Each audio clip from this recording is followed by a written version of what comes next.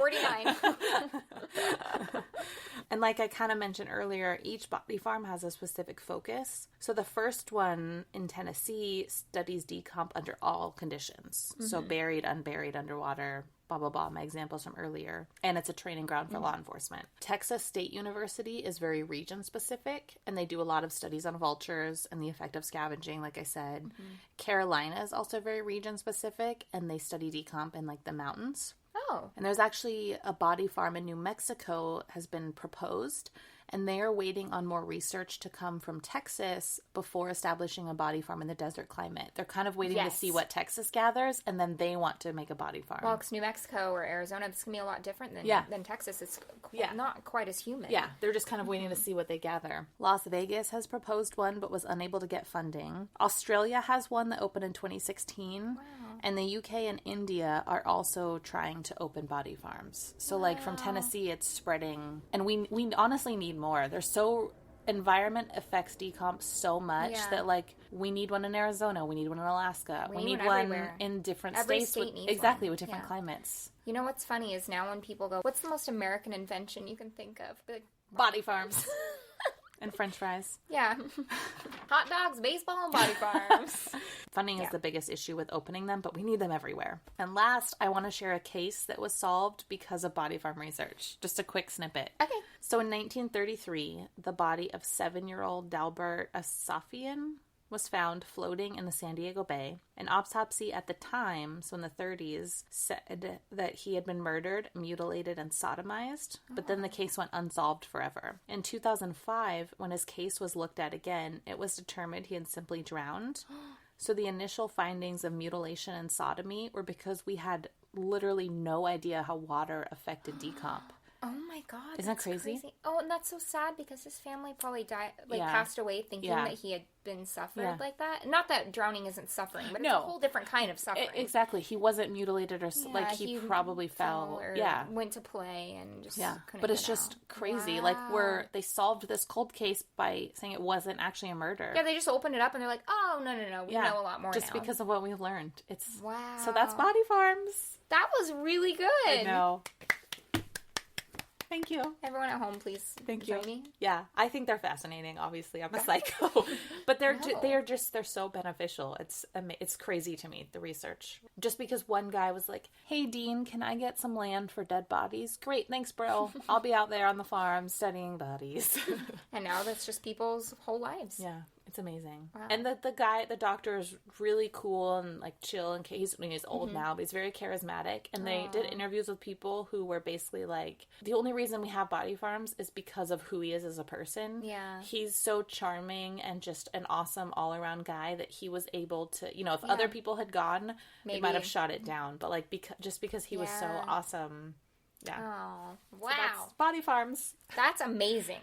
Farm crimes. That's our farm theme. Solving crimes one body farm at a time. My farm theme is like not a crime, but you'll see what it is. All right, so should we get our next beer? Yeah, let's do it. That is the best one you've done, but I feel like half of that's because you're so passionate about it. Yeah. Yeah, which is kind of fun because I feel like most of the time we do true crime stories, but then sometimes we branch into like kind of historical stuff, which I have a tendency to do that more. Yeah, these weird niches. I love them. Yeah, me too. They're really, really interesting. Me too. And I have a really, really weird niche as well. Oh, yay. Okay, what's our second beer? This is Uinta Brewing Company. We've had something by them before, but we haven't had this. I don't remember what it was, but I remember the name. Pumpkin Ale.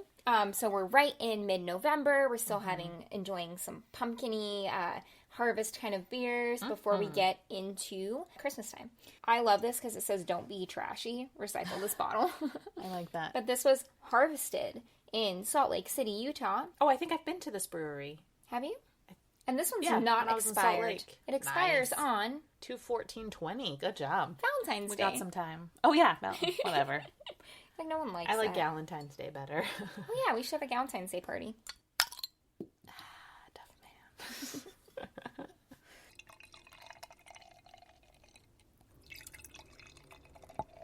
Oh, the inside of the beer bottle cap says goes well with anywhere. Me. This one looks like maple syrup. Someday. Color, not texture. Ooh, I like it. Side note, can I say something about beer? I mean, always. So, Christy with the twins, not the coworker, because there's too many Christies. So many Christies. She texted me the other day and she was like, oh, haha, what was that beer that you wanted to pour on your carpet? And I was like, excuse me? I was like, who said that? She goes, you did. She said, you said the beer smelled so good you wanted to pour it on your carpet. And I was like, what's wrong with me? And she said, oh, no, it gets better. You also said you wanted to take a shower and pour it on yourself. And then I said also that I wanted to pour it on my head. Like, we got very weird with I it. don't remember saying that. No, we went on about... Actually, I apologize for that. We went on about that for so long. And then you're like, you guys probably know we like this beer. And it was like 7 minutes of us being like, I want to pour it everywhere. I'm sorry. Yeah. So, Christy, I posted it as our story. So if you followed us on Instagram, you've seen it. Christy posted on her personal on Instagram and tagged us on her story. And she said, what's the best way to enjoy this beer? And she did a poll. And she said, pouring it on your carpet or pouring it on yourself? So I copied it and I posted it as our story on Luminol. So let us know. I'm sorry that I am who I am. It's a very important special moment for us. And that's the part where we give you an ad that is extremely loud. So please turn down your volume really quick. Sorry. We're still working out our microphone settings because we're new. But here comes an ad. Here comes an ad. Turn down your volume Here unless... comes an ad. Turn down your volume. Finger guns. I'm going to tell you the story about the Great Stork Derby. What? Is this babies? Mm-hmm. So, this isn't exactly... Wait, what? Yes. There was a competition to see who could conceive the most babies in a certain amount of time, which kind of made me think of puppy farms. Because essentially people just started a competition to see how much they could conceive and give birth in Canada. Y'all crazy up there. Canada! What the hell? It's Trudeau.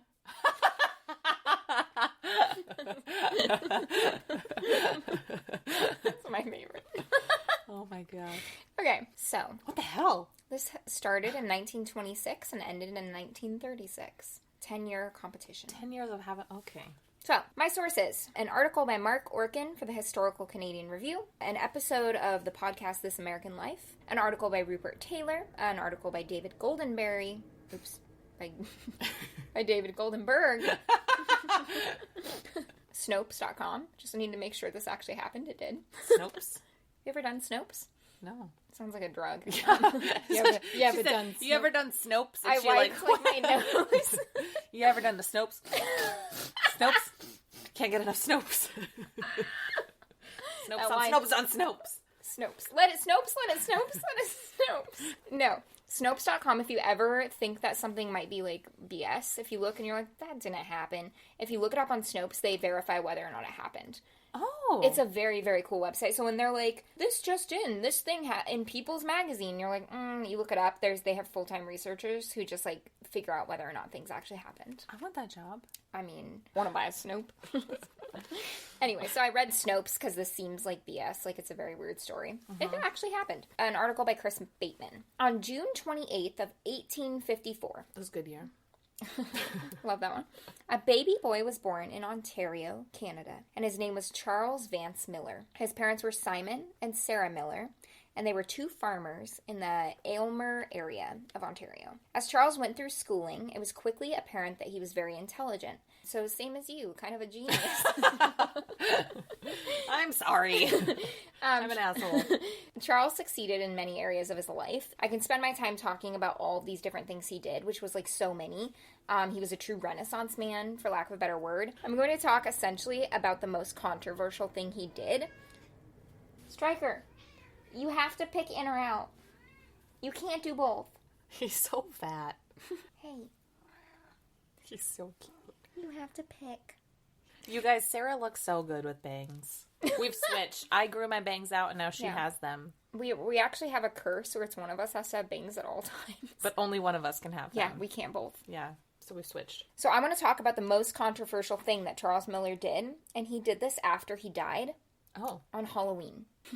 How do you do something after you die? Oh, God. Okay, buckled in. Yeah, buckle in. It's important to know that Charles Miller was a very successful lawyer. So he grew up on a farm. He grew up kind of not terribly successful family, but anyways, he used his intelligence, charisma. So same with your doctor. He was very charismatic, things like that. And he eventually became a lawyer and had his very own office and practice in Toronto. So he was also known, so he's known as a very wickedly intelligent, charismatic guy, but he was also known as a prankster and like an overall brilliant, clever kind of guy who came up with really strange, clever ideas. So me. So there's half you, half me. Stu Pickles. Yeah, Stu Pickles. Really random. On Halloween of 1926, Charles Miller was discussing a case with an associate in his office when he fell over and collapsed. He died within minutes, and Charles' death became very, very amusing because A, he was a lawyer, B, he was single and never married, C, he literally had no family. His parents had died years earlier. Charles was 72 when he died of a stroke, so lived a full, healthy life. And he had no children, even though his wealth was worth almost $500,000 in 1926, which in today's money is $12 million. So he had $12 million to his name and nobody to give it to. So as a lover of pranks and overall silliness, he did something in his will that inarguably ruined a ton of lives and also created extensive turmoil that he most likely could have never predicted that this would happen. It was just something funny he thought of, but people took it in a way he could have never imagined. First, I want to share some of the things he left in his will that were more innocent, yet totally hilarious, and this will kick off the final thing he left in his will. I can't wait to write my will. Body farms and wills. That's what we're doing. Some things he left in his will. He left 3 people who he knew as friends of his, each a share of the Ontario Jockey Club stock, because he was really into horse racing. And these 3 people he left his huge stocks to were huge protesters of horse racing. So he left his friends who most hated horse racing, all of his horse racing stocks. He left every single practicing Protestant in Toronto a share of a brewery stock. Oh, Charles, my man. He also left 3 men who were known to absolutely hate each other's guts equal tenancy to his vacation home in Jamaica. This is the kind of guy that Charles was. I love Charles.